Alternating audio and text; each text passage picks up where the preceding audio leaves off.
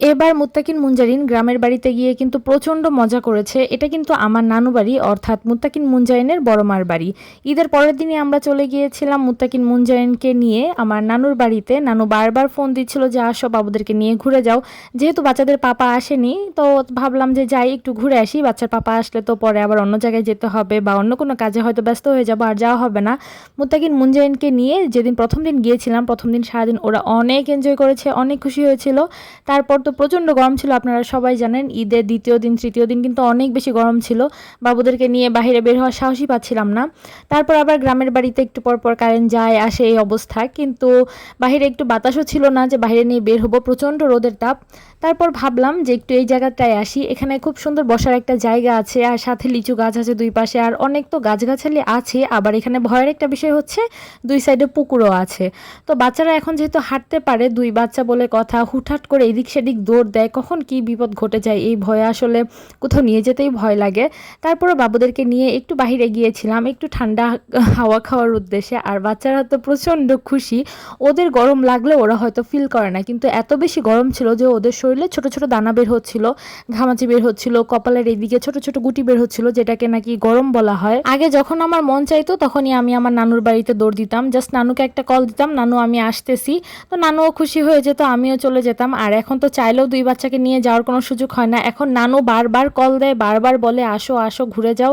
তো আমি আবার আম্মুকে কনভিন্স করি, তারপর আবার মাঝে মাঝে দেখা যায় বাচ্চারা একজন সুস্থ থাকলে আরেকজন অসুস্থ থাকে, আসলে সব মিলিয়ে যাওয়া হয় না। এখন দিনগুলো অন্যরকম হয়ে গিয়েছে, আগের দিনগুলো সত্যিই খুব মিস করি। যখন ছোট ছিলাম তখন তো হুট করে এটা সেটা করে ফেলতাম, তখন কোনো কিছু চিন্তা ভাবনা করতে হতো না, কিন্তু এখন কোনো কিছু করার আগে, কোনো ডিসিশন নেওয়ার আগে অনেক কিছু চিন্তা করতে হয়, অনেকের কথা ভাবতে হয়। এখন তো বিশেষ করে বাচ্চারা আছে, বাচ্চাদের কথা তো অবশ্যই ভাবতে হয়। এখন হচ্ছে আমার প্রতিটা কাজের শুরুতেই আমি ভাবি যে বাবুদের কোনো অসুবিধা হবে না তো এখানে গেলে, যদি বাচ্চার কোনো সমস্যা হয় বা যদি কোনো কষ্ট হয় ওদের, পরবর্তীতে আবার এটার জন্য যদি কোনো সাফার হয়, দেখা যাচ্ছে যে 2 দিনের ভালো লাগার জন্য কোথাও যাচ্ছি, তৃতীয় দিন এসে যদি বাচ্চা কোনো কারণে অসুস্থ হয়ে যায় বা কিছু, এই সব কিছু মাথায় রেখে না দেখা যায় যে এখন চাইলেও অনেক কিছু করা হয়ে ওঠে না।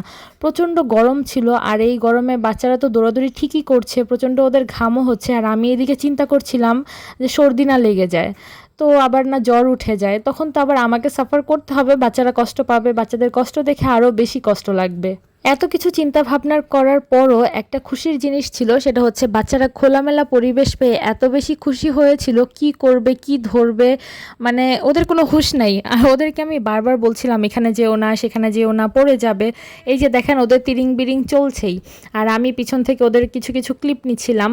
তো একজন তো এত বড় একটা লাঠি নিয়েছে, সে কোথায় থেকে এই লাঠিটা পেয়েছে, মানে কেউ একজন এখানে লাঠিটা রেখেছিল, সে সেটা পেয়েছে। আর এই যে এখন দেখেন এত বড় একটা বাঁশ ধরে টানাটানি করছে, মানে ওদের দুইজনের চেয়ে ওজনে বেশি হবে এরকম একটা লাঠি নিয়ে তারা দুইজন টানাটানি করছে। এই লাঠি নিয়ে ওরা একবার গরু তাড়াতে যায়, আর একবার দেখা যায় ছাগল থাকে, ছাগলকে মারতে যায়, মানে কি একটা অবস্থা। আবার দেখা যায় ওরা এই যে এই সাইডে হাঁটছে, সামনের দিকে হচ্ছে ক্ষেত, ধান ক্ষেত, এখানে সামান্য পানি, এখানে পড়ে গেলেও সেরকম ভয়ের কিছু নেই, কাদামাটি হয়তো ভরবে, কিন্তু এদের পিছনের যেই জায়গাটা, অর্থাৎ আমি যেখানে দাঁড়িয়ে ভিডিও করছিলাম, এখানে অনেক বড় একটা পুকুর ছিল।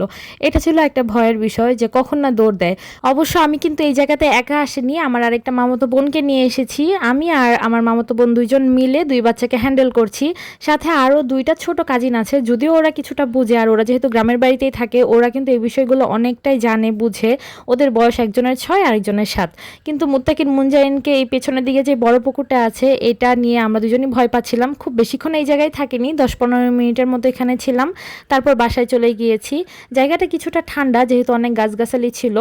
তো এই ছিল আমাদের নানু বাড়িতে কাটানো শেষ দিন। কেমন লাগলো আমাদের ভিডিওটি অবশ্যই কমেন্ট করে জানাবেন। আর মুত্তাকিন মুনজারিন তো অসম্ভব এনজয় করেছে ওদের বড় মার বাড়িতে গিয়ে। মুত্তাকিন মুনজারিনের বড় মা অর্থাৎ আমার নানুর জন্য আপনারা সবাই দোয়া করবেন, আপনারা ভালো থাকবেন।